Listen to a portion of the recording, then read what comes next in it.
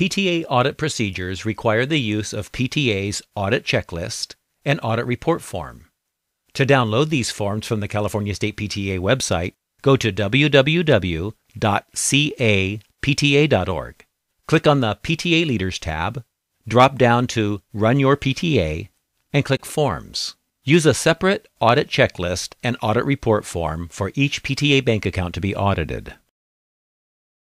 Audit each PTA bank account separately. Start by ensuring that all of the items in the description section of the Audit Checklist have been handed over for audit. Check them off one by one, including the employment forms if required. Immediately contact the appropriate officer, usually the treasurer, secretary, or president, and request any missing items. If all items have been provided, check yes. Otherwise, check no. Next, audit the beginning balance for this accounting period. Check the balance of the previous audit report and compare it to the beginning balances of the first bank statement for this accounting period, then compare it to the ledger and the checkbook register, then compare it to the first treasurer's report for this accounting period. If these beginning balances all agree, check yes. Otherwise, check no.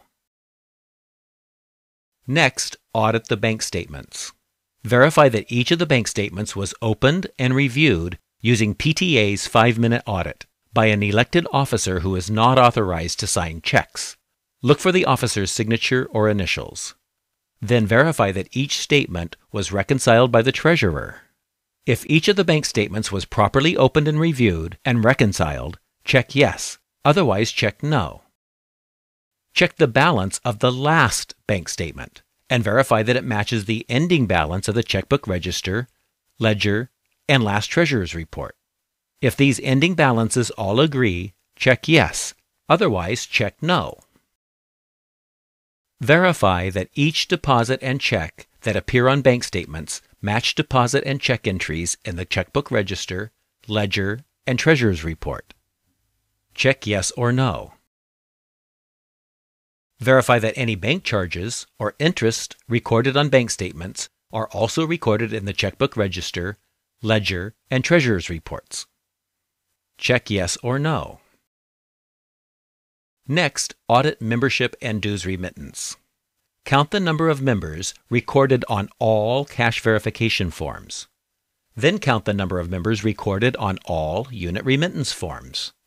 Then count the number of members reported in all treasurer's reports. All 3 counts should match.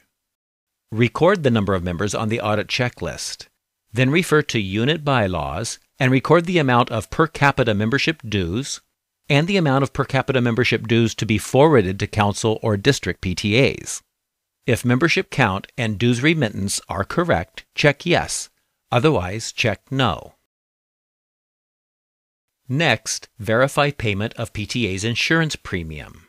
Verify that payment of the insurance premium was recorded on a unit remittance form and as an expense in the ledger, checkbook register, and in a treasurer's report. Check yes or no. Next, audit board and association minutes for payment authorization. Verify that the executive board and association members have approved all payments. Compare payment authorization forms to board and association meeting minutes. Check yes or no. Verify that all committee reports, including any motions to approve committee plans and expenditures, have been recorded in association and board meeting minutes. Check yes or no. Next, audit payment authorization forms. Verify that the payment amount on each payment authorization form matches the attached receipts, invoices, and bills, and the amount written on the payment check, and the amount approved in meeting minutes. Check yes or no.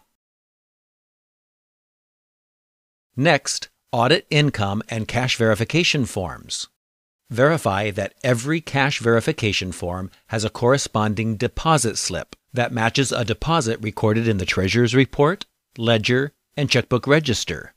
Verify that each cash verification form is signed by at least 2 money counters. Verify that designated income is spent as specified in the budget. Check yes or no under the Income section of the Audit Checklist. Next, audit financial reports. Verify that committee reports, financial secretary reports, and treasurer reports are filed regularly and agree with the ledger and checkbook register. Check yes or no. Next, verify that the required government forms have been filed annually. These forms include the IRS Form 990, 990EZ, or 990N, the California State Franchise Tax Board Form 199 or 199N, and the Registry of Charitable Trusts Form RRF-1. Check the appropriate box on the audit form to verify that all required forms have been filed. If all applicable forms have been filed, check yes. Otherwise, check no. Next, verify that the audit report, checklist, and recommendations are presented to the Executive Board semi-annually. Verify that the audit report form is presented to the association members for adoption. And verify that a copy of the audit report, checklist, and recommendations are forwarded to the next level of PTA. Check yes or no. Next, use the audit checklist to create a list of recommendations for the Executive Board.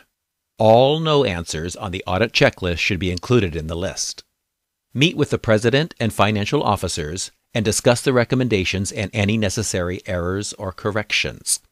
After any errors have been corrected by the finance officers or other appropriate board member, and all accounts are accurate, draw a double line in red ink on all records where the audit concludes.